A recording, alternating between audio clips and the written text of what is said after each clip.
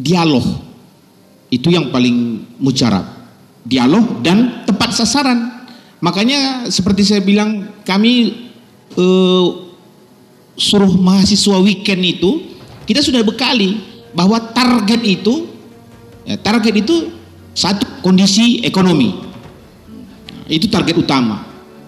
Lalu bahasa-bahasa yang digunakan, jangan sampai kepada titik klimaks tentang Yesus lah, tentang Kristen, tak perlu.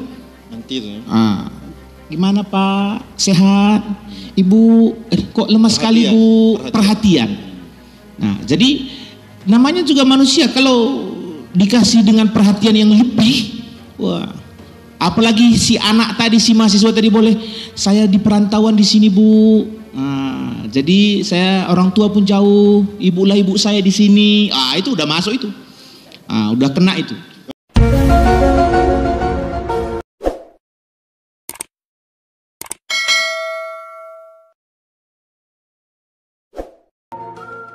Ini adalah rangkuman daripada ayat-ayat yang tadi saya sebutkan, tetapi yang ada di dalam presentasi ini adalah yang sudah saya pisah-pisah lebih luas lagi. Kalau tadi saya membicarakan hanya dengan Yahudi, kemudian dengan Yesus, kemudian dengan Paulus, saya tambahkan lagi 2 kolom tentang Islam dan juga tentang Kristen. Jadi gereja sendiri itu sendiri juga mereka memodifikasi ajaran Paulus. Nah ya, jadi antara ajaran Paulus sendiri dengan ajaran Kristen atau gereja itu ada juga yang masih berbeda. Contoh, berapa banyak Bapak Ibu di sini melihat orang Kristen yang berkerudung wanitanya? Ada? Jarang ya.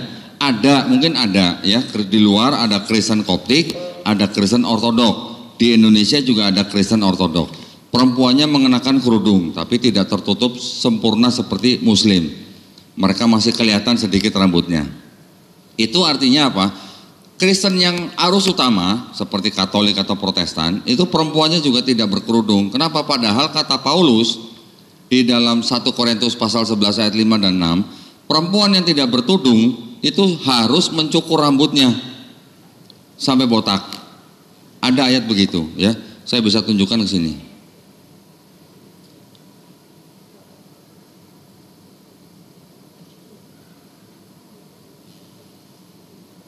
Nah, ini tadi sudah saya rangkum. Jadi saya membagi tabel ini menjadi 5 kolom. Di dalam Islam, konsep ketuhanannya itu ada di dalam Al-Ikhlas ayat 1, Al-Baqarah ayat 163, An-Nahl ayat ke-51. Tuhan bukan manusia itu ada di Al-Ikhlas ayat ke-3 sampai ke-4. Quran surat Al-Hajj ayat 62, Maha Besar. Quran surat Al-Baqarah ayat 29, Allah Maha Mengetahui, dan lain-lain. Yang Yahudi tadi sudah saya sebutkan, ini ayat-ayatnya. Yang Yesus juga tadi sudah saya sebutkan. Yang Paulus tadi sebagian sudah saya sebutkan, ada tambahan di bawah, bahwa Yesus itu benar-benar Tuhan yang mengambil rupa menjadi manusia. Tetapi yang Kristen menambahkan ya. Jadi kalau menurut kami yang sudah mempelajari tentang Kristologi, Paulus sendiri tidak mengajarkan Trinitas. Ya, Trinitas itu adalah tambahan atau ajaran belakangan dari kalangan gereja. Ayatnya ada di dalam 1 Yohanes pasal 5 ayat ke-7. Itu adalah ayat yang dianggap sebagai bukti yang mengajarkan tentang konsep Trinitas yang paling sempurna. Karena menyebutkan 3 pribadi yang berbeda, tapi ketiganya adalah satu. Saya akan buktikan kepada Bapak Ibu di sini. Bapak Ibu, saya bisa perlihatkan catatan kakinya supaya bisa melihat. Saya punya foto-foto Bible-Bible yang sudah saya foto ya. Ini juga bisa menjadi alat bukti ketika berdiskusi dengan mereka.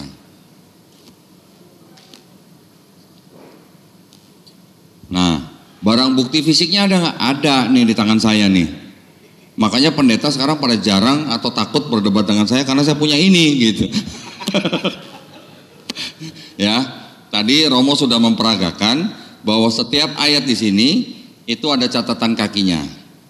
Sekarang Bapak Ibu bisa baca sendiri di sini ayat ke-7 ya. Romo tolong bacain. Nih ayat 7 nih. Tolong silakan. Sebab ada 3 yang memberi kesaksian di dalam sorga, Bapa, Firman, dan Roh Kudus, dan ketiganya adalah satu. Dan ada 3. Dan ada 3 yang memberi kesaksian di bumi. Bapak Ibu perhatikan kalimat di dalam sorga sampai kata di bumi, di situ ada kurung tegak, kelihatan? Ya. Apa artinya kurung tegak di situ? Kurung tegak di situ artinya kalimat tersebut itu di dalam naskah-naskah kuno itu tidak ada. Ya. Di bawah ini ada catatan kakinya. Ya. Sebentar. 78.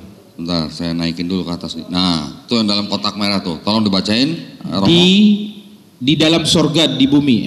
Nah, keterangannya, bagian ayat ini tidak terdapat dalam naskah-naskah Yunani yang paling tua dan tidak pula dalam terjemahan-terjemahan kuno, bahkan tidak dalam naskah-naskah paling baik dari Vulgata. Vulgata itu adalah Bible dalam bahasa Latin di abad 4. Terus Romo? Bagian ini kiranya aslinya sebuah catatan di pinggir halaman salah satu naskah terjemahan Latin yang kemudian disisipkan ke dalam naskah-naskah oleh penyalin dan akhirnya bahkan disisipkan ke dalam beberapa naskah Yunani. Karenanya bagian ini pasti tidak asli. Pastinya biasa aja dong pastinya. Pastinya dipanjang-panjangin bener. Coba tolong diulang Ustaz. Tolong diulang Romo. Karenanya bagian ini pasti tidak asli. Nah, kalau tidak asli kata lainnya apa Romo? Palsu. Nah, Romo yang ngomong ya, bukan saya. Kalau Bapak Ibu yang sudah biasa buka mushaf Quran, catatan kaki seperti ini, rasanya gimana? Hah? Rasanya gimana? Apa? Sakitnya tuh di sini gitu. Seperti itulah yang dulu kami alami ya. Jadi kalau kita mempunyai bukti seperti ini, apa yang bisa mereka jawab? Bahwa ajaran Trinitas yang tidak diajarkan oleh Paulus ternyata dikembangkan oleh gereja. Jadi akidah mereka juga ternyata bisa berubah sesuai dengan perkembangan zaman. Saya punya satu Bible lagi dalam bahasa Inggris, sebentar ya. Ini nyarinya agak susah sini, harus dibongkar satu-satu ini.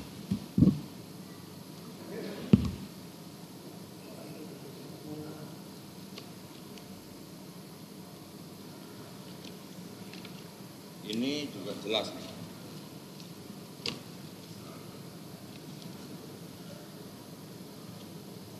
Dari yang NIV.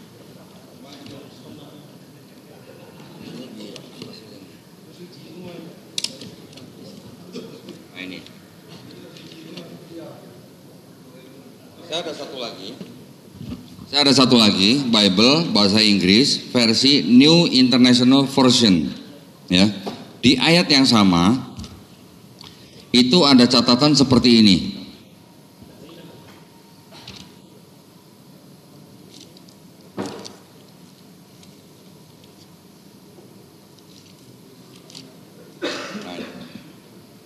Romo tolong bacain catatan kaki yang berwarna kuning kanan paling bawah. Nah. Let manuscript of the Vulgate testify in heaven, the Father, the Word, and the Holy Spirit, and these three are one. Terus? And there are the three that testify on earth. The not found in Greek manuscript before the 16th century. Tertulisnya apa? Not found. Not found itu tidak terdapat in any Greek manuscript, di dalam naskah Yunani manapun. Before the 16th century, sebelum abad 16. Abad 16 itu berarti tahun berapa? Tahun 1500-an Masehi.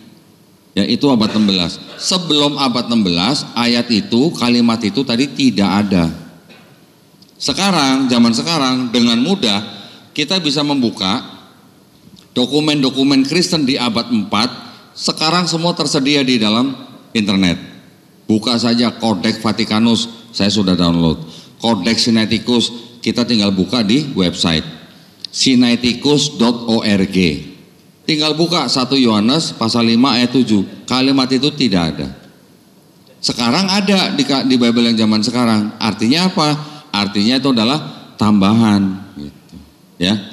Itu cara mudah untuk membuktikan bahwa di dalam kitab mereka ada ayat sisipan, ayat tambahan, bahkan ada ayat pinjaman. Pinjam nggak dibalik-balikin gitu. Yang dimaksud pinjam apa?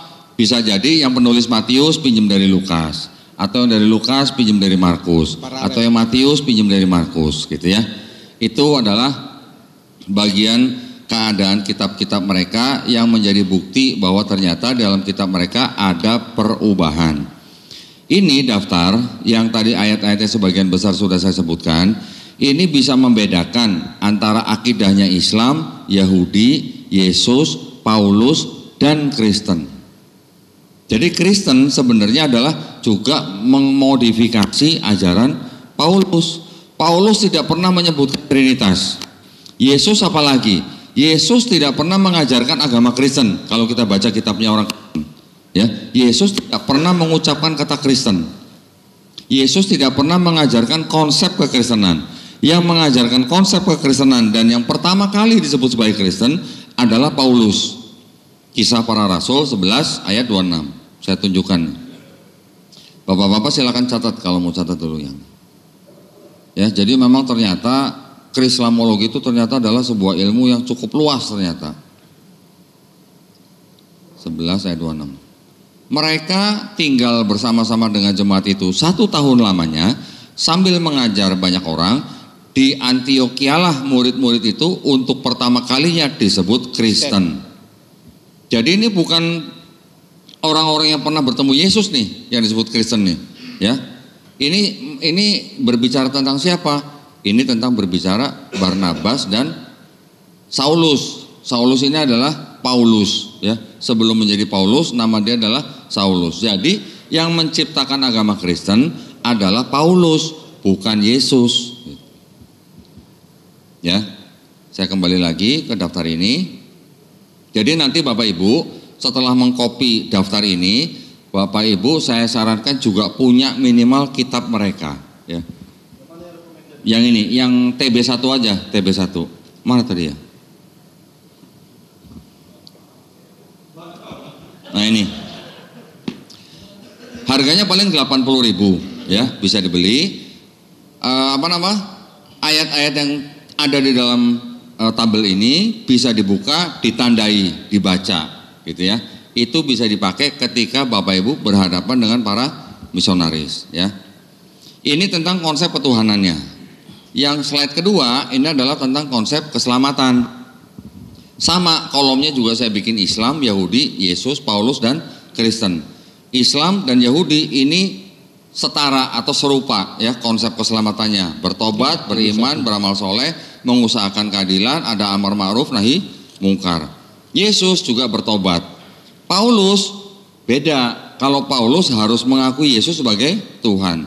Kristen juga begitu. Kalau konsep keselamatannya, Kristen tidak mengubah modifikasi atau memodifikasi ajaran Paulus. Yang dimodifikasi dari Kristen itu adalah konsep ketuhanannya Paulus. Karena konsep ketuhanan Paulus sampai di abad kedua, ketiga itu masih menganggap bahwa Yesus tidak setara dengan Bapa. Tetapi di abad keempat oleh bapak-bapak gereja, contohnya oleh Bapak Gereja Athanasius, Yesus yang tadinya dianggap tidak setara dengan Bapa menjadi co-equal dan co-eternal dengan Bapa, ya, setara dan sama-sama abadi dengan Bapa. Jadi Kristen sendiri atau gereja memodifikasi ajaran Paulus tentang konsep ketuhanan, tapi konsep keselamatannya mereka tetap ikut dari Paulus, gitu ya. Ini saya copy ya, save as, USB. Save ya. Nanti nanti bisa dibaca di kitab yang dibeli ya. Baik, nah sampai di sini ini sebenarnya masih luas ya, tentang kristologi itu masih luas, terutama ketika kita berbicara tentang nubuat-nubuat yang dianggap untuk Yesus di dalam Perjanjian Lama. Itu ilmu yang khusus ya, itu sangat-sangat dalam karena melibatkan apa? Linguistik atau bahasa aslinya, kemudian melibatkan konteks, kemudian melibatkan sejarah, juga melibatkan perspektif daripada Yahudi. Saya sudah pelajari setiap ayat-ayat yang dianggap sebagai nubuat untuk Yesus, dan sampai sekarang setiap saya ngajakin pendeta untuk berdebat tentang nubuatan tersebut, pada nggak mau. Contoh nih ya, contoh. Bukan. Saya akan perlihatkan kepada Bapak Ibu. Nah, ini tadi sebenarnya juga mau saya tunjukkan, tapi Bapak Ibu bisa pelajarin sendiri perbedaan antara Yahudi, Kristen dan Islam, dari mulai sejarahnya, nama Tuhannya, perbandingan pandangan Mesiasnya, kitabnya dan sebagainya. Tetapi yang mau saya tunjukkan di sini adalah klaim daripada Kristen tentang nubuat Yesus di dalam Perjanjian Lama. Ya, contoh Yesaya 7:14. Kristen klaim bahwa Yesus lahir dari perawan Maria, itu sudah dinubuatkan di dalam Yesaya 7:14. Menurut Yahudi, Yesaya 7:14 itu sedang membicarakan anak kedua daripada Nabi Yesaya sendiri yang ada di dalam kitab Yesaya pasal 8 ayat 3. Ya, Kristen juga klaim bahwa Yesus dinubuatkan di dalam Yesaya 9 ayat 6. Padahal menurut Yahudi, Yesaya 96 itu sedang menubuatkan tentang Raja Hesekia, yaitu raja bangsa Israel. Yesaya 53, Kristen klaim Yesus sudah dinubuatkan di Yesaya 53 karena Yesus disebut sebagai hamba yang menderita. Perspektif Yahudi, hamba yang menderita itu adalah bangsa Israel sendiri. Eli Eli lama sabachthani, ya, yang tadi disebutkan itu diambil dari Mazmur 22. Perspektif Yahudi itu sedang menceritakan Daud yang sedang galau, dikhianati oleh orang-orang dekatnya. Kristen klaim bahwa Yesus lahir di Bethlehem, sudah dinubuatkan di dalam kitab Mikha ayat 5 ayat 2. Ternyata Mikha 5 ayat 2 itu sedang membicarakan Rut, menantunya daripada Naomi. Rut itu bukan bangsa Yahudi.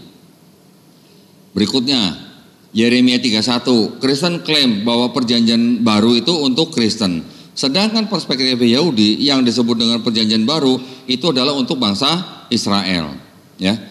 Daniel 9:25, Kristen klaim kedatangan Yesus di atas awan. Padahal perspektif Yahudi sedang membicarakan tentang Raja Persia bernama Cyrus Agung dan imam besarnya. Hosea pasal 11 ayat 1, diceritakan Yesus dipanggil dari Mesir. Karena apa? Di dalam kitabnya Matius, Yesus diceritakan dibawa orang tuanya ke Mesir. Padahal menurut Yahudi itu sedang membicarakan bangsa Israel yang dikeluarkan dari Mesir, dipimpin oleh Nabi Musa. Zakaria 12:10 diklaim oleh Kristen bahwa tuh Yesus sudah dinubuatkan karena Yesus adalah orang yang ditikam. Ternyata perspektif Yahudi sedang membicarakan bangsa Israel yang berkabung atas kematian Yosia. Jadi seperti ini baru sekian ayat yang diklaim oleh Kristen. Tetapi Kristen mengklaim kira-kira ada 300 ayat yang sebagai nubuat Yesus. Bayangkan ya, saya tidak perlu mempelajari sampai 300-nya karena kebanyakan di luar daripada ayat-ayat ini itu ayatnya terlalu umum gitu ya, tidak menunjukkan indikasi akan tentang Mesias. Oke, jadi tentang hal nubuatan itu memang merupakan kajian yang cukup dalam karena kita harus menganalisis kalimat dalam bahasa aslinya, dalam bahasa Ibrani, kemudian penggunaannya di seluruh Perjanjian Lama, kemudian kita harus tahu konteksnya apa, kemudian kita harus tahu perspektif Yahudi apa. Kalau kita tidak tahu, kita tidak akan bisa berdebat dengan para pendeta mereka. Ya, ini kita bisa pelajari nanti mungkin di lain waktu, karena ini sangat makan waktu. Yang ingin saya lanjutkan pada sore hari ini adalah supaya kita agak cepat ya, adalah bagaimana Bapak Ibu menghadapi misionaris atau evangelis gitu. Sekarang di depan Bapak Ibu ada Romo Abdurrahman, mantan pendeta 13 tahun. Saya sebagai pembelajar tentang kristologi. anggap saja saya misionaris, anggap saja Romo evangelis gitu ya. Romo pasti masih ingat dong ilmunya untuk mengajak orang di luar Kristen masuk Kristen. Masih ingat dong? Dia tadi nggak mau jawab di sini tadi. Ada lah. Ada tuh katanya. Ya, dia takut ditagih katanya. Nah, saya ingin membuat semacam simulasi. Simulasinya begini, anggap saja saya misionaris, saya menggunakan ayat-ayat di dalam Quran, saya bertanya kepada orang Islam, Bapak Ibu tolong jawab. Berani? Siap ya. Tolong dibuka di Quran, Bapak Ibu, di handphone boleh. Tolong bukakan Quran surat Maryam, ayat ke-28. Ya, ini sekarang kita langsung simulasi aja nih. Anggap saja saya misionaris gitu. Silakan kalau yang sudah menemukan tolong dibacakan. Ya. Maryam ayat ke-28. 28. Ya ukhta Haruna. Ya.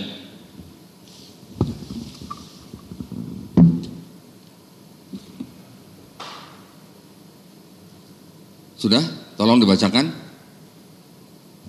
ayatnya. A'udzubillahi minasyaitonirrajim. Ya ukhta Haruna, ma kana abuki imra'a sau'in wa ma kanat ummuki baghiyya. Ya. Jadi di situ ayat itu sedang menceritakan Maryam ibunda daripada Nabi Isa alaihissalam dituduh berzina, ya. Karena apa? Karena memiliki anak yaitu Nabi Isa alaihissalam tanpa suami, betul kan? Kalau di tradisinya bangsa Yahudi, jangankan punya anak tanpa suami, berzina nggak punya anak aja harus dirajam gitu sampai mati, ya. Ini ada wanita melahirkan seorang anak tanpa suami. Itu tentu saja kalau menurut tradisi Yahudi itu hukumannya sudah hukuman mati gitu. Tetapi apa yang terjadi di Quran surat Maryam ayat 28 itu, Maryam disebut sebagai saudara perempuan Harun. Harun siapa yang dimaksud di dalam ayat tersebut? Siapa? Ada yang tahu? Ada yang tahu? Hah?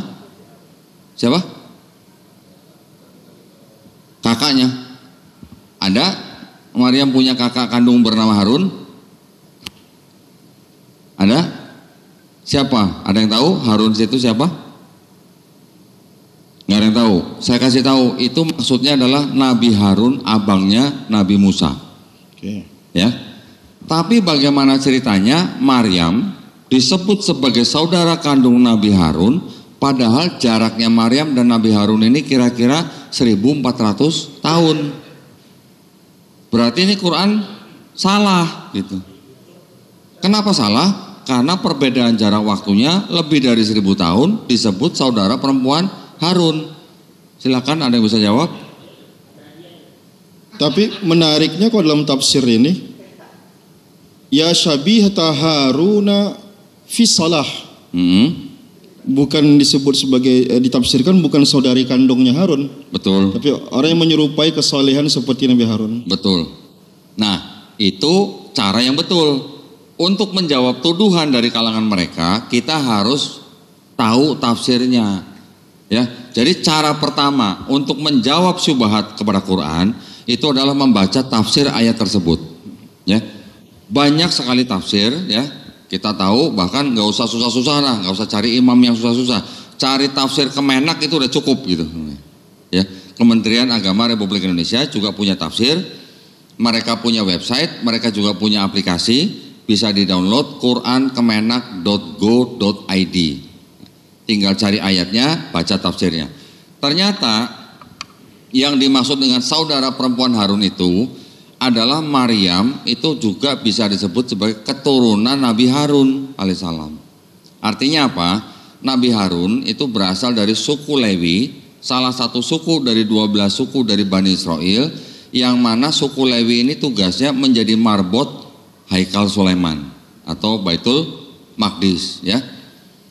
Nabi Harun dan keturunannya ini yang menjadi marbot mengurusi bait suci. Makanya kita juga membaca di dalam Quran bahwa Maryam sendiri juga ditaruh di bait suci, di Haikal Sulaiman atau di Baitul Maqdis kan.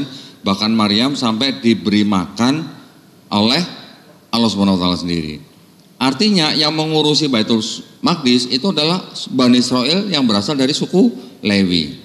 Berarti maksudnya apa kalau begitu?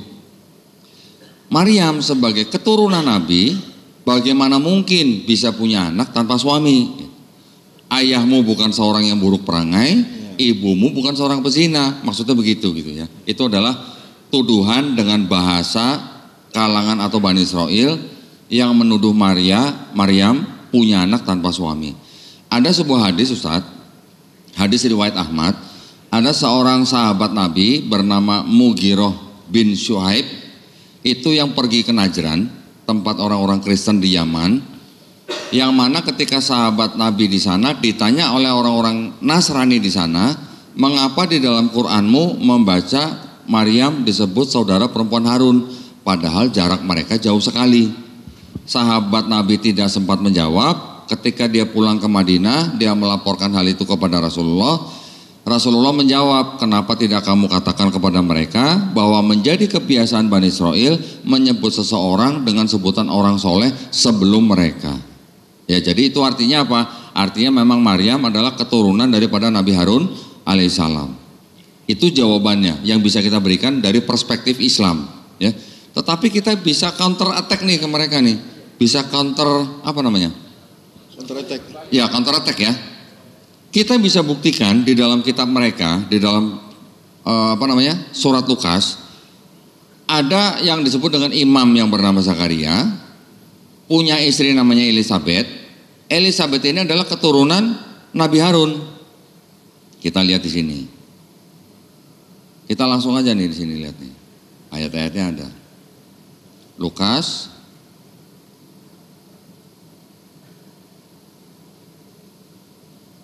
Nah ini, perhatikan nih, ini kok nggak bisa ya? Pada zaman Herodes, Raja Yudea, ada seorang imam yang bernama Zakaria dari rombongan Abia. Istrinya juga berasal dari keturunan Harun, namanya Elisabeth. Ya, perhatikan. Di ayat yang ke-34 atau 35. Ketika Maria, ini kok nggak bisa ini ya? Sebentar. Nah ini nih, ayat 36. Ini adalah cerita Maria didatangi oleh malaikat Gabriel yang memberitakan tentang akan kelahiran anaknya, dan di situ malaikat Gabriel berkata apa? Dan sesungguhnya Elisabeth sanakmu itu, ia pun sedang mengandung seorang anak laki-laki pada hari tuanya, dan inilah bulan yang ke-6 bagi dia yang disebut mandul itu. Jadi Elisabeth yang keturunan Harun itu adalah sanak daripada Maria ibunya Yesus. Berarti kalau Maria sanaknya Elisabeth dan Elisabeth keturunan Harun, berarti Maria keturunan Harun atau bukan? Keturunan Harun juga gitu. Kita bisa buktikan dari kitab mereka. Ya, ini contoh. Kemudian berikutnya Quran surat Al Imran ayat 45, Ustaz, tolong.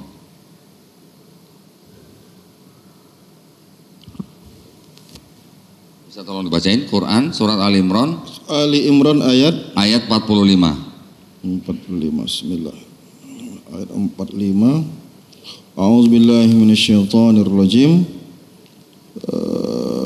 Iz qalatil malaikatu ya Maryamu innallaha yubashshiruki bikalimatin minhu ismuhul Masihu Isa ibn Maryam wajihan fid dunya wal akhirati wa minal muqarrabin. Ya. Di situ diceritakan bahwa Nabi Isa alaihissalam dia adalah disebut juga kalimat dari Allah. Juga disebut apa? Terkemuka, ya kan? Terkemuka di dunia dan akhirat. Misionaris akan bertanya kepada orang Islam. Perhatikan ayat itu. Nabi Isa disebut terkemuka di dunia dan akhirat. Coba ada nabi siapa di Quran yang disebut terkemuka di dunia dan akhirat selain Nabi Isa? Ada yang bisa jawab? Kok diam semua nih, Masya Allah nih, ya. Banyak misionaris memurtadkan orang Islam menggunakan ayat ini. Mereka mengagungkan Nabi Isa dengan disebut kalimatullah, dengan disebut terkemuka di dunia dan akhirat, dan orang Islam tidak bisa menyebutkan nabi lain yang disebut terkemuka di dunia dan akhirat.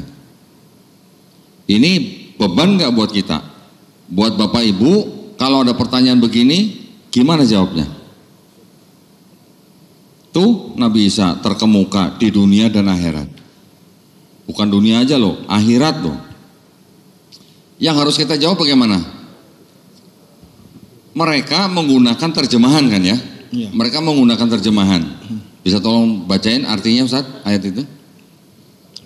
Iz qalatil malaikatu, ingatlah ketika para malaikat berkata, ya Maryamu, wahai Maryam, innallaha, sesungguhnya Allah, yubashshiruki, memberikan kabar gembira kepadamu, bi kalimatin, dengan satu kalimat, min husmuhul masihu Isa bin Maryam, yaitu kalimat Nabi namanya Al-Masih Isa bin Maryam, wajihan, sebagai pemuka, fid dunya wal akhirah, di dunia dan akhirat, wa minal muqarrabin, dan diantara orang-orang yang didekatkan. Ya, mereka menggunakan terjemahan, ya, tidak menggunakan bahasa aslinya. Terkemuka yang di dalam ayat itu diterjemahkan dari bahasa Arabnya apa Ustaz? Wajih. Wajihan, ya kan? Sekarang tinggal kita cari nabi yang disebut wajihan di dalam Quran. Ada nggak? Bukan. Buka di Quran surat Al-Ahzab ayat ke-69. Al-Ahzab ayat 69. 69 Al-Ahzab. Tolong bacain Ustaz. Ya, cari dulu. Al-Ahzab ayat 69. Ya. Quran surat ke-33 ayat 69. A'udzubillahi minasyaitonirrajim. Ya ayyuhallazina amanu la takunu kallazina azaw Musa fabarra'ahu Allahu mimma qalu wa kana indallahi wajihan. Ya. Wajihan. Tapi kata wajihan di situ, di ayat itu diterjemahkan ke dalam bahasa Indonesia jadi apa Ustaz? Terhormat. Tapi kan bahasa Arabnya sama, wajihan. Ya enggak? Sekarang kalau kita meninjau dari sisi terjemahannya, terjemahan kan itu hanya pilihan kata-kata penerjemah. Tapi yang harus disamakan kan bahasa aslinya wajihan, itu maksud saya. Ya. Jadi kalau mereka menggunakan standar kata terkemuka, kita jangan terima. Kenapa kamu harus bersandar pada kata terkemuka? Apakah kalau kata terkenal itu orang yang paling terkenal? Menurut Bapak? Belum tentu. Kalau orang terpandang, apakah dia orang yang paling terpandang? Tidak juga. Berarti kalau kata terkemuka juga tidak menandakan bahwa dia adalah orang yang paling terkemuka. Begitu juga ketika di Quran surat Al-Ahzab ayat 69 Nabi Musa alaihissalam disebut wajihan, diterjemahkan dengan kata terhormat, ya nggak ada yang salah gitu. Tapi yang penting sama-sama kata wajihan. Ya, itu juga salah satu ayat yang sering dipakai oleh mereka untuk memurtadkan orang Islam. Jadi izinko, ya. Dari hemat analisa Koko, ayat-ayat yang dijadikan isu, yang dikontradiksikan oleh mereka supaya membingungkan orang Islam ini, kalau kita tahu tafsirnya saja itu sudah cukup enggak untuk ini? Seharusnya sudah cukup, seharusnya sudah cukup. Cuman maksud saya gini, kadang-kadang tafsir itu hanya membicarakan tentang konteks atau latar belakang, ya. Itu pun sebenarnya harusnya sudah cukup menjawab. Tetapi kadang-kadang juga miss gitu atau kehilangan inti daripada yang ditanyakan. Jadi kita selain tafsir, kita juga harus paham apa sih sebenarnya yang diinginkan oleh misionaris itu. Yang diinginkan oleh mereka, sebenarnya mereka tuh sedang apa? Sedang cari remis gitu. Bukan cari menang ya. Nggak bisa menang, sudah nggak bisa menang, tapi cari remis. Cari remisnya dengan cara apa? Menggunakan ayat-ayat Quran, kemudian menafsirkan dengan kacamata mereka sendiri, ya, dan menggunakan untuk mencoba mendangkalkan iman dan akidah orang Islam, gitu Ustaz. Ya, jadi kita juga harus berpatokan kepada bahasa Arabnya. Kita tidak boleh hanya berdasarkan terjemahannya. Ya, gua nih. Udah 2-0 nih, hadirin belum ada yang jawab ini. Gimana, apa harus dikasih hadiah? Kemarin kita di pondok pesantren, santri-santri yang bisa jawab ya. Lumayan juga kita kemarin kehabisan buat ya. Membayar santri-santri untuk menjawab pertanyaan.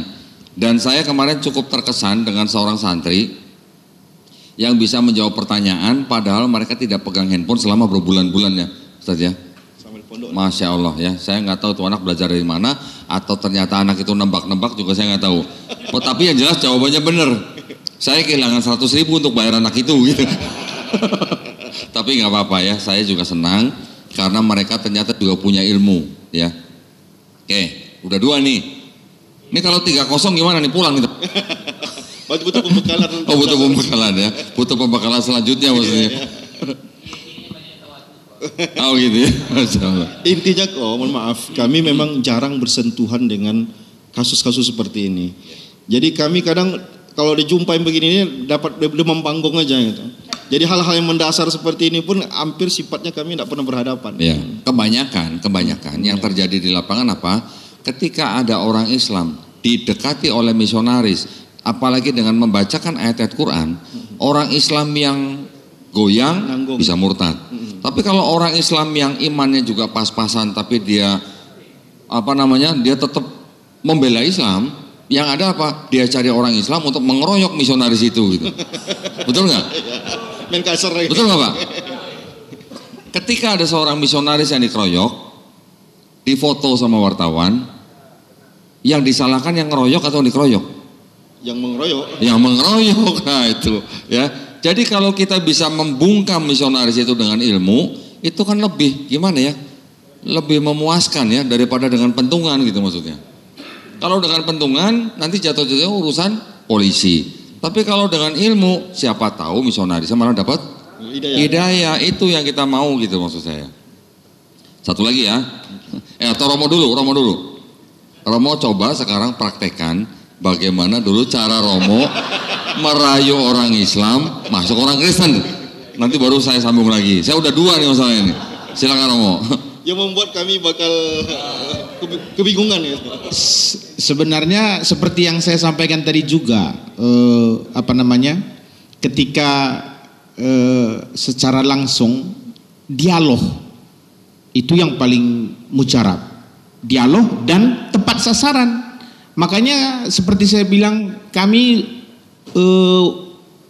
suruh mahasiswa weekend itu kita sudah bekali bahwa target itu satu, kondisi ekonomi. Nah, itu target utama.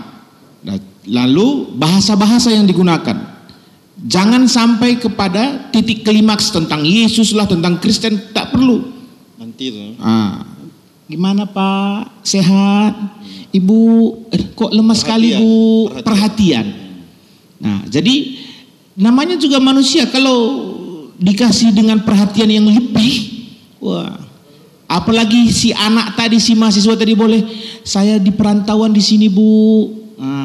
Jadi saya orang tua pun jauh, ibu saya di sini. Itu udah masuk itu. Udah kena itu. Berarti selain secara ilmiah, mereka juga menyentuh secara psikologis. Artinya begini, sekian banyak kita umat Islam, berapa persen sih yang kita paham agama? Kan itu harus kita akui juga. Kan tidak semua. Makanya itu tadi yang lebih tinggi nilainya, hal-hal seperti itu tadi. Jadi kalau menurut saya, seperti kalaupun misalnya kita mengatakan bahwa itu kristologi ini kurang penting, kurang berfaedah, atau Ustadz bilang kami jarang bersentuhan, bisa saja Ustadz punya ilmu ini tapi nanti diperpanjang tangannya melalui siapa? Melalui umat, melalui adik-adik ini, melalui siapa? Mereka kan yang bersentuhan. Jadi karena mereka tahu Ustadz ada ilmu tentang kristologi ini, mereka kan hubungi Ustadz begitu. Makanya ini kait berkait. Lalu tambahannya, ada satu yang Kristen itu tidak akan bisa jawab, jarang-jarang tepat jawabannya, asal dijawab. Tahulah kalau Kristen kan jawabannya sering asumsi atau apa gitu. Tentang baptisan, kalau Kristen itu yakin, percaya, baptis, masuk surga. Tapi pertanyaannya, coba ditanya mereka, baptisan yang mana yang masuk surga? Karena ada banyak versi baptisan. Katolik percik air kan, ditaruhkan bayi ketika dia masih bayi. Protestan, gereja-gereja suku juga percik air ketika dia masih bayi. Itu contohnya gereja yang di depan An-Nur ini, AKBP, gereja-gereja suku lah, GKPS, GKPI, GBKP. Nah, tapi kalau gereja yang sudah Pentakosta, karismatik, dia baptisan dewasa dibenamkan di air. Jadi dibenamkan air, susah-susah gereja buat apa? Pergi ke sungai, bikin kolam. Makanya gereja-gereja Pentakosta itu ada kolamnya. Jangan nanti bawa bikin untuk lele jumbo, itu bukan. Kita berenang loh. Ya, ada kolamnya masing-masing di gereja itu. Jadi kita tanya saja, mau berhadapan sama orang Protestan atau orang Katolik atau Pentakosta, mau sama pendetanya, tanya baptisan yang mana yang membuat yang bisa ke surga.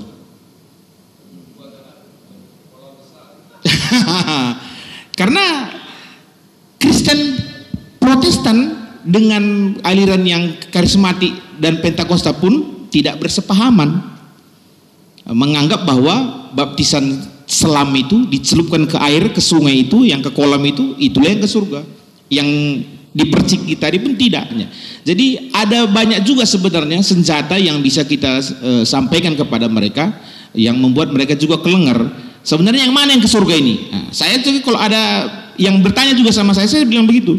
Hari ini pun saya mau dibaptis. Balik Kristen, saya bilang sama yang mendebat saya itu. Yang mana nanti yang ke surga? Yang dipercik atau yang diselam? Atau yang dicelup-celup Sariwangi? Dicelup. Kan begitu. Karena kan sudah pasti dia kan membela gerejanya sendiri kan begitu. Jadi kita bisa masuk di situ. Itu Ustaz. Baik. Tambahan ilmu luar biasa bagi kita. Sepertinya kita kan tidak mungkin untuk menyelesaikan semua. Cuman sebagai pamungkas nanti silakan tambahkan lagi. Pertama, dari tadi kami melihat depan kami ini ada semacam aplikasi sebagai referensi. Mohon dikasih tunjuk ajar cara menggunakannya supaya nanti selain yang ilmu yang kami dapatkan dari Koko, bisa dimatikan kawan nanti memurojaah di rumah itu. Ada pula yang mungkin yang online dan yang offline referensi yang online dan offline. Silakan Murojaah. Kalau saya menggunakan aplikasi namanya ini LD Player ya. LD Player ini adalah aplikasi yang bisa menampilkan aplikasi-aplikasi Android ya. Kan ada aplikasi di Play Store ya. Di laptop atau di PC bisa ditampilkan aplikasi-aplikasi yang di Android itu menggunakan aplikasi namanya LD Player. LD Player ini bisa menjalankan aplikasi-aplikasi Android, contohnya seperti Alkitab.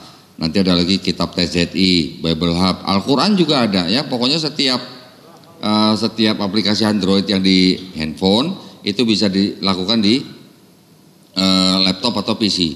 Contoh ya, ini contoh nih. Jadi Bapak Ibu tidak perlu khawatir, yang tidak bisa beli kitab ini ternyata di Android ada. Nah ya, ini saya kasih tahu nih, catatan dan pengantar yang ada di kitab ini, yang Bapak Ibu tidak bisa beli kitabnya, itu bisa baca di Android. Ternyata ada. Ya. Jadi nggak perlu beli 70 juta ya. Ada sebuah aplikasi Android namanya Tafsiran nih, gambarnya nih, lihat ya. Kelihatan ya? Ini mau saya nih ya. Yang ada buka handphone. Oh, dia ada handphone ya? Ya, bisa juga buka di Android ya. Ini tampilannya seperti ini, Tafsiran ya.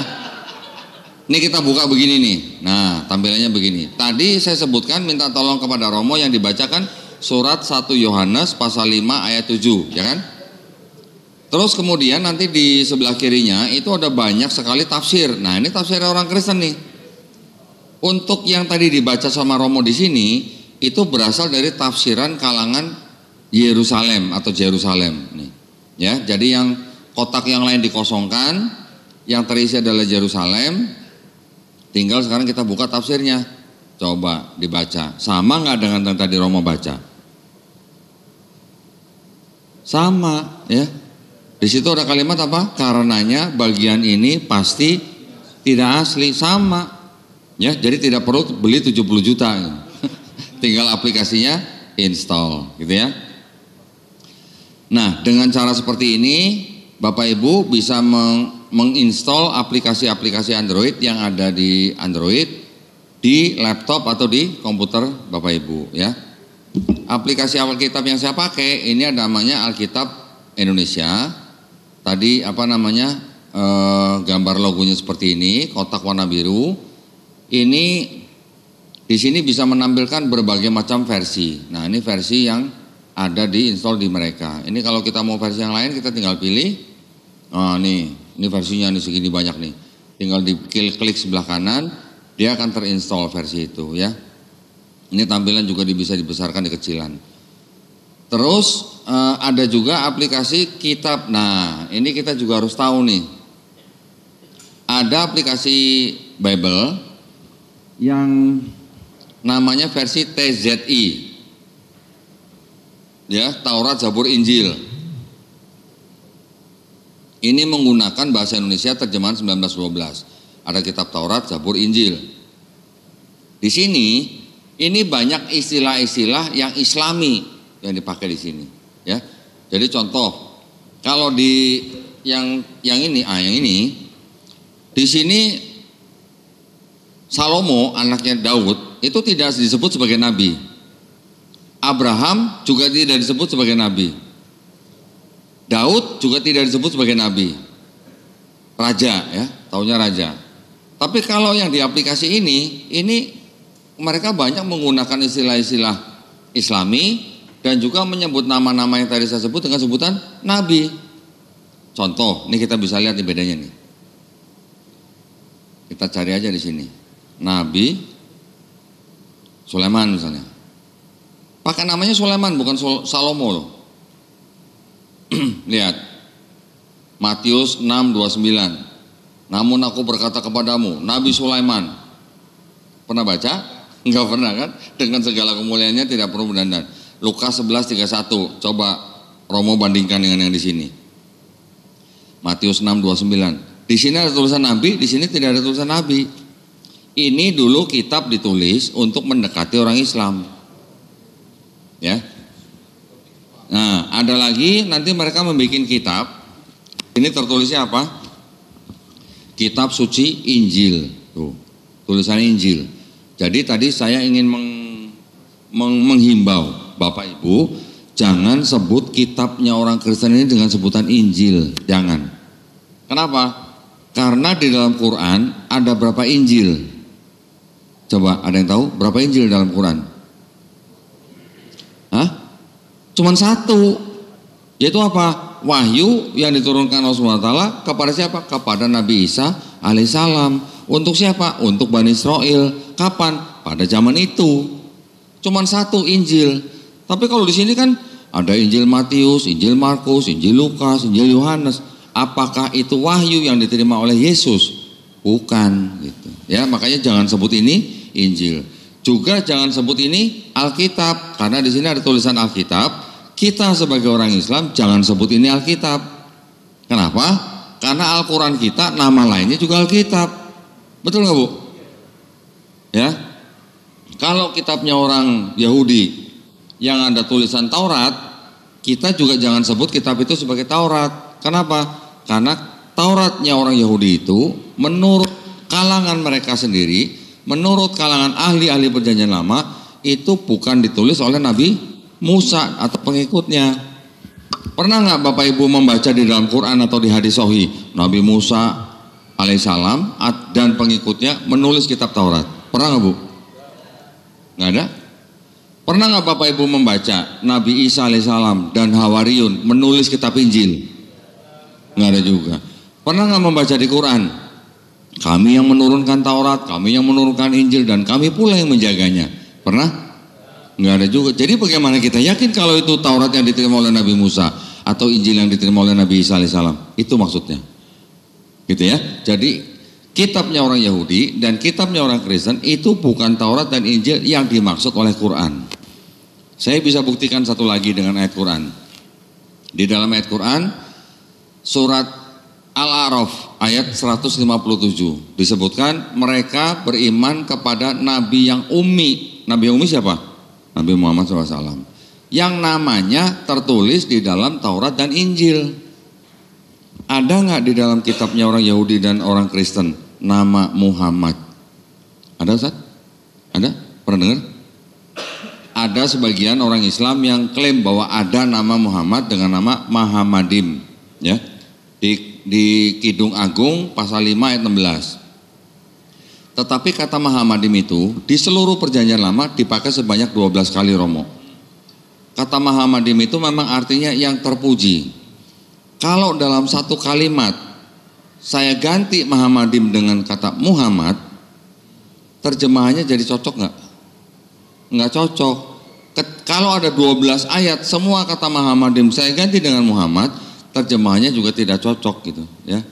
Terjemahannya apa ya? Nggak nyambung gitu lah. Jadi saya sendiri secara pribadi setelah saya membaca Quran, setelah saya mempelajari Islam, setelah saya mencintai Nabi, saya juga nggak rela kalau Nabi Muhammad SAW ada di dalam kitab yang bercampur dengan kebatilan. Betul nggak? Setuju Pak? Mau Bapak nama Nabi Muhammad SAW ada di dalam kitab yang campur dengan kebatilan? Enggak mau. Jadi ini bukan Taurat, bukan Injil yang dimaksud oleh Quran surat Al-A'raf ayat 157. Itu maksud saya. Ya. Nanti ada tuduhan begini sebagai penutup nih ya. Enggak berasa juga ya ternyata ya sampai jam 5 juga ya. Sampai juga. Ada tuduhan begini. Di Quran kita membaca ada 24 nama nabi, ya. Yang ke-25 adalah nama Nabi Muhammad SAW. Dari 24 nama nabi itu kebanyakan adalah nama-nama nabi yang ada di dalam kitabnya orang Yahudi dan kitabnya orang Kristen. Betul kan? Ada tuduhan Quran itu menjiplak Bible. Pernah dengar Pak? Bu, pernah dengar begitu? Pernah? Itu bahkan ada yang bilang 80% menjiplak Bible. Ada yang bilang 75% menjiplak Bible. Saya jawabnya gimana Bu? Kalau Bapak Ibu tidak pernah membaca ini, Bapak Ibu pasti jawabnya, oh enggak, kata siapa gitu. Misalnya begitu. Jadi jawabannya hanya ngambang gitu. Ya kan? Atau kalau misalnya Bapak Ibu bisa menjawab, apa yang dijiplak orang Quran bahasa Arab ini bahasa Yunani misalnya. Tapi mereka juga bikin Bible yang dalam bahasa Arab. Yang mereka maksud apa? Nama-nama nabinya itu sama katanya. Berarti Quran menjiplak Bible. Karena kisah nabi-nabi di dalam Quran itu dikatakan menjiplak dari kitab mereka. Kalau saya jawabnya gampang. Bapak Ibu nih ya. Kalau menghadapi tuduhan seperti itu, saya tanya nih Bapak Ibu nih. Saya peragain sekarang nih.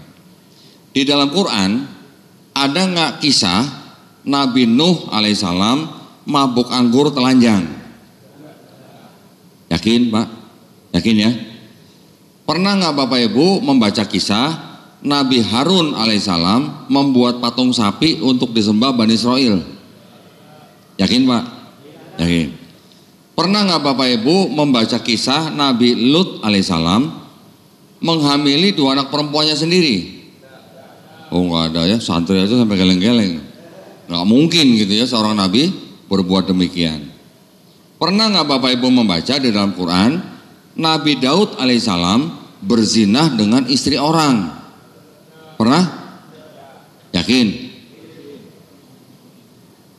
Membunuh mantan suaminya dulu. Membunuh suaminya dari perempuan itu. Pernah nggak Bapak Ibu membaca dalam Quran kisah Nabi Sulaiman alaihissalam musyrik? Nah loh, pernah? Yakin? Nggak ada ya? Pernah nggak Bapak Ibu membaca kisah Nabi Ayub alaihissalam dicobai dan kemudian menyalahkan Allah karena Allah kejam gitu? Pernah nggak? Nggak ada. Semua yang saya sebutkan tadi, Nabi Nuh, Nabi Lut, Nabi Harun, Nabi Daud, Nabi Sulaiman, Nabi Ayub yang berbuat seperti itu di dalam kitab sini ada cerita begitu. Ada, ayat-ayatnya ada semua. Jadi kalau ada ayat cerita begitu di sini ada, di Quran tidak ada, lah bagaimana ceritanya Quran menjiplak ini? Gitu maksudnya. Paham ya maksud saya ya? Ceritanya aja beda gitu. Bagaimana bisa bilang Quran menjiplak ini gitu maksudnya. Ya, jadi makanya kalau kita tidak tahu isi ini, kita tidak punya counter attack. Tapi kalau kita tahu isinya, counter attack-nya itu yang bisa mematikan argumen mereka. Ya. Kira-kira begitu ya Pak ya? Ini sudah mau jam berapa? Jam 7 ya? Oh udah berjam 5. Masya Allah, Alhamdulillah. Jadi saya mengucapkan banyak terima kasih atas kesempatan yang diberikan. Saya tahu, saya yakin bahwa apa yang kita bicarakan, apa yang kita sharing pada hari ini hanyalah baru permulaan. Ya, masih banyak sekali bahan, materi, topik dan subtopik yang bisa kita bahas. Yang insya Allah kita nanti bisa lanjutkan di lain waktu. Ya, jadi sekarang kita hanya bisa berdoa, mudah-mudahan kita semuanya dilindungi dan dirahmati Allah Subhanahu wa taala, serta kita juga berdoa mudah-mudahan kita semuanya dijadikan golongan manusia yang beriman kepada apa yang sudah diturunkan Allah Subhanahu wa taala melalui rasulnya, dan insya Allah kita dijadikan golongan manusia yang menjadi saksi keesaan Allah Subhanahu wa taala. Ya, jadi saya juga mohon maaf jika ada kata-kata yang salah. Silakan.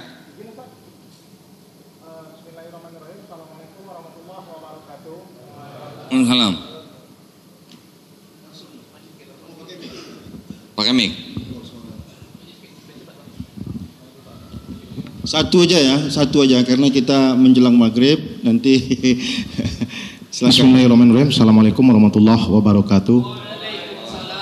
Terima kasih Ustadz, terima kasih Ko Dondi, terima kasih Romo. Sebagai sebut tadi Ko Dondi mau nutup, ini juga mungkin sebagai penutup Ustadz. Ini kan cerita tidak akan terhenti sampai di sini Ustaz. Ya Ko ya, tidak akan sini. Kalau boleh menyaran, sekarang udah ada lembaga-lembaganya Ko. Bisa enggak di antara lembaga yang udah ada, kita mungkin yang perdana dapat ilmu ini punya suatu wadah, mungkin grup yang langsung bereferensi ke Koko, Romo dan orang-orang yang terkait dengan penggiat dakwah, terutama yang mu'alaf. Jadi kita bisa dapat dan bisa sharing ilmu di wadah tersebut, apakah dari WA nanti atau apa namanya begitu Kok. Itu yang pertama Kok. Ini saran. Yang kedua, sedikit pertanyaan Kok.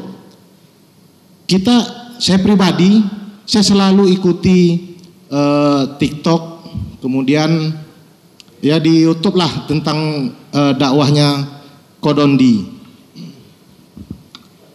Itu baru dunia maya. Mungkin ada nggak kalau macam kita di sini Kok, yang kita udah tahu sama-sama, Tuan Guru Ustadz Abdul Somad, beliau tuangkan dalam buku Kok.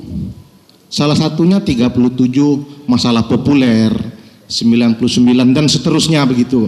Bisa enggak atau udah adakah yang seperti ini yang bisa mungkin menjadi pegangan kita para pendakwah di ya khususnya di Indonesia lah begitu. Khususnya di Indonesia, terutama kita yang ada di sini begitu kan. Kenapa kalau hanya sekedar di sini, maaf nanti udah selesai Koko pulang, Romo pulang, kami putus cerita loh. Kalau kami sama kami bercerita, sesat kami kok. Iya, ilmu tafsir dan cocoklogi yang akan kami pakai lagi loh.